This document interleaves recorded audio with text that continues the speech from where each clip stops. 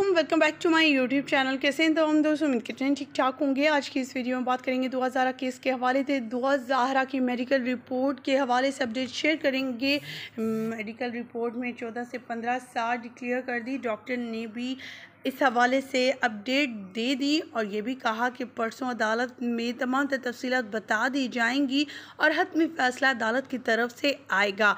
आपके साथ शेयर करेंगे अंदरूनी मनाजिर भी मेडिकल जब हो रहा था दुआ ज़हरा का, जो अभी तक वो तस्वीर देखी नहीं होंगी आपने, वो भी दिखाएंगे और साथ में तकलीफ़ दे वो मनाजिर भी शेयर करेंगे जिसने सबको रुला दिया। माँ की ममता और उसकी आंखें तरसती रहीं बेटी को देखने चूमने के लिए, लेकिन ना तो बेटी ही नज़र आई और ना ही उसे देखने और मिलने दिया गया। दुआ ज़हरा की वालिदा दूर से ही अपनी बेटी पर दम करती फूंकती रही और यही कहती रही, मेरी बेटी की हिफाजत करना, अल्लाह मेरी बेटी की हिफाजत करना। माएँ तो ऐसी होती हैं, बाप ऐसे होते हैं, बेटियों के लिए स्टैंड लेते हैं और बेटियों के लिए सब कुछ कर गुज़रते हैं। और मेहदी अली काज़मी को सलूट है जो अभी तक स्टिल जो हैं खड़े हैं अपनी बेटी को इंसाफ दिलाने के लिए और अपनी बेटी को पाने के लिए।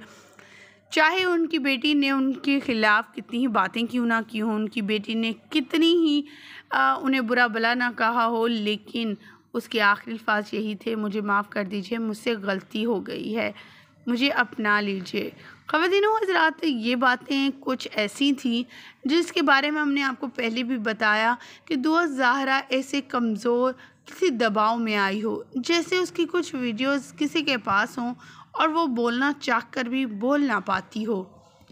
ख़वातीनो हज़रात, एक्सरे रिपोर्ट्स भी आ गई हैं और आपके साथ शेयर करेंगे अंदरूनी मनाजिर भी, जिसमें आप देख सकेंगे दुआ ज़हरा के जो है टीथ का यानी डेंटिस्ट जो है उनका टेस्ट ले रही हैं, फिर गायनाकोलॉजिस्ट हैं, मुख्तलिफ वो चेकअप कर रहे हैं, उनकी मुकम्मल रिपोर्ट आ चुकी है।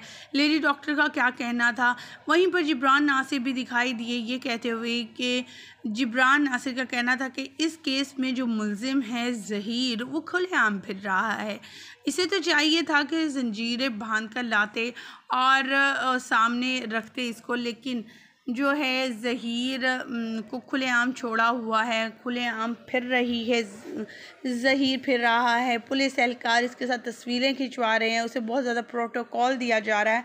आखिर क्या वजूहात हैं इन तमाम चीज़ों की। अदालत से उन्हें इंसाफ की जो है वही उम्मीद है और यही कहते हैं कि हम कोई पहले से आर्गूमेंट्स नहीं करना चाहते, कोई बात नहीं करना चाहते और ना ही दुआ ज़हरा के वालिदैन अभी उनसे मिलना चाहते हैं, क्योंकि वो नहीं चाहते कि मेडिकल की रिपोर्ट से पहले कोई ऐसी बात सामने आए जिस पर मेडिकल बोर्ड की रिपोर्ट में कोई तख़यीर हो। दुआ ज़हरा को जब लाया गया तो दुआ ज़हरा को देखा गया वाज़े तौर पर कि वो ग्लासेस पहने हुए दिखाई दी और येलो कलर का ड्रेस पहन रखा था। दुआ ज़हरा का जब मेडिकल कंप्लीट हो गया तो उसके वालिदैन को भी मेडिकल बोर्ड ने जो है सामने पेश किया गया और मेडिकल बोर्ड के सामने दुआ ज़हरा को भी पेश किया गया और उसके बाद दुआ ज़हरा लाहौर के लिए भी रवाना हो गई। लेडी डॉक्टर ने कहा कि जो है इनका फ़ैसला, जहाँ तक मैंने अपना ऑब्ज़र्वेशन देखा है, हतमी फ़ैसला तो अदालत ही शेयर करेगी, लेकिन बात यह है कि जितना लड़की को देख सकें, जान सकें, उसे ये क्लियर होता है कि बच्ची 14 से 15 साल की है बट 17 साल की नहीं हो सकती। ख़वातीनो ज़रा जिब्रान नासिर की भी गुफ्तगू सुनवाते हैं ज़हीर के हवाले से, वो क्या कह रहे हैं पहले सुन लेते हैं। मेडिकल बोर्ड की रुकन जो डॉक्टर साहिबा हैं उनका क्या कहना था दुआ ज़हरा के केस के हवाले से। इसको एग्जामिन किया है हर पॉइंट ऑफ व्यू से, हमने अपनी जो भी ओपिनियन देंगे फाइनल वो। नुज़रात, अब सुन लेते हैं जिब्रान नासिर की ज़ुबानी मेडिकल रिपोर्ट की रिपोर्ट आने के बाद उनका क्या ख्याल है, वो क्या चाहते हैं और ज़हीर के हवाले से वो क्या कह रही हैं। मालूमात के मुताबिक और हमारी मालूमात के मुताबिक भी जो इस केस का मरकज़ी मुल्ज़िम है ज़हीर अहमद, वो इस वक्त कराची में मौजूद है। वो बच्ची के हमरा पुलिस के साथ ही कराची आया और हमारी मालूमात के मुताबिक इस वक्त ABCC के दफ्तर में मौजूद है। हम ये समझने से कासिर हैं कि जब इस वक्त ये केस ज़ेर तफ्तीश है और कॉग्निजेबल ऑफेंस किडनैपिंग के ऑफेंस में ज़ेर तफ्तीश है और मरकज़ी मुल्ज़िम ने बेल हासिल नहीं की, तो वो बग़ैर हथकड़ियों के किस रिश्ते से ABCC के दफ्तर में बैठा हुआ है और सलाखों के पीछे क्यों नहीं है। उसको क्यों ये फेवर दिया जा रहा है ABCC या CIA या पुलिस की तरफ से, या अगर कोई कन्फ्यूजन है तो वो हमें बताएं।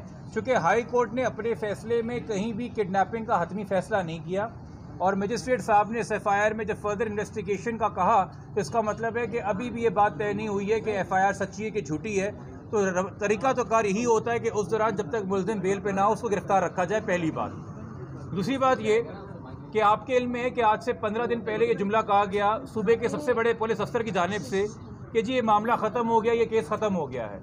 अगर ऐसा होता तो आज जो सिंध की तारीख़ के अंदर इतना एक हाई पावर्ड बोर्ड बना है मेडिकल डॉक्टर्स का, जिसमें 10 डॉक्टर्स मौजूद हैं, जो आपके सामने आज उन्होंने 4 घंटे कार्रवाई की है, ये क्यों हो रही होती? इसका मतलब है ये मामला अभी ख़त्म नहीं हुआ। जो एविडेंस जमा कराए गए हाई कोर्ट के सामने वो प्रॉपर नहीं थे, वो हतमी नहीं थे। ये मामला अभी भी ज़ेर तफ्तीश है और अभी हमें, जैसे आपको भी आगाह किया है बोर्ड की चेयरमैन, रिस्पेक्टेबल चेयरमैन ने, कि वो मंडे को कोर्ट के अंदर अपनी हतमी रिपोर्ट देंगे कि बच्ची की उम्र उनके लिहाज से क्या है। यहाँ पे मैं एक बात बहुत वाज़ेह कर दूँ, चूँकि लोग कन्फ्यूज़ हो रहे हैं। एक जगह हमारा मौक़िफ़ है कि जब नादरा के डॉक्यूमेंट्स हों और वाक़या से बहुत पहले उनका इजरा हुआ हो तो मेडिकल एविडेंस उनके ऊपर सबकत हासिल नहीं कर सकता। मगर ये रूल जो है ये ट्रायल कोर्ट के लिए है, ये उस कोर्ट के लिए जिसने फैसला करना है कि ज़हीर को सज़ा क्या सुनानी है, कि किडनैपिंग हुई है कि नहीं हुई है। ये रूल हाई कोर्ट के लिए नहीं है, थोड़ा फ़र्क कीजिए। क्रिमिनल ट्रायल में, फौजदारी के मुकदमे में जब डॉक्यूमेंट्स को फरोला जाता है और उनको जांचा जाता है तो वहाँ पे नादरा के डॉक्यूमेंट्स को तरजीह दी जाती है मेडिकल एविडेंस के ऊपर। मगर जो हस्बे बेचे की कार्रवाई होती है, जो हाई कोर्ट में होती है, वहाँ पे जो चीज़ें सामने होती हैं पेपर के, on the face of it फैसला किया जाता है। चूँकि एक हाई कोर्ट का फैसला है जिसके तहत बच्ची को आज़ाद कर दिया गया कि वो अपने ओन फैसला करे, वो जहाँ जा सकती है, और वालिदैन को नहीं लुटाया गया, हमारे लिए बहुत ज़रूरी है कि हम उस हाई कोर्ट के फैसले को रद्द करवाएं, हम उसको चैलेंज करें। और चूँकि वो सारा का सारा हाई कोर्ट का फैसला एक मेडिकल सर्टिफिकेट पे मबनी था, इसलिए बहुत ज़रूरी है कि पहले हम उस मेडिकल सर्टिफिकेट को मेडिकली चैलेंज करके उसकी क्रेडिबिलिटी को क्वेश्चन करें, ताकि हम दोबारा हाई कोर्ट जा सकें हस्बे बेजा की प्रोसीडिंग्स के अंदर बच्ची की कस्टडी लेने के लिए, या कम से कम ये बताने के लिए अदालत को कि वो इस वक्त इलीगल कन्फाइनमेंट में है। तीनों हजरात आपके साथ कुछ तस्वीर भी शेयर की मेडिकल बोर्ड से अंदरूनी मनाजिर की, जिसमें देखा जा सकता था कि दुआ ज़ाहरा जो है मेडिकल रिपोर्ट हो रही हैं, मेडिकल के कुछ टेस्ट हो रहे हैं उनके, और इस तरह से रिलैक्सेशन से उनकी हर चीज़ की जा रही है और उन्हें लाहौर पे वापस भेज दिया गया है, जिस पर लोग काफ़ी ज़्यादा गुस्से से भरे हुए हैं कि बच्ची को उतने दिन जो है सेपरेट रख देना चाहिए था, किसी चार्ज को माँ बाप के खिलाफ हवाले ना करते, लेकिन कहीं और जगह पर उसको शिफ्ट कर देते। ख़वातीन हज़रात, आप क्या कहेंगे कमेंट सेक्शन में अपनी कीमती राय से ज़रूर आगाह कीजिएगा। मुझे दीजिएगा इजाज़त, अल्लाह के बाद।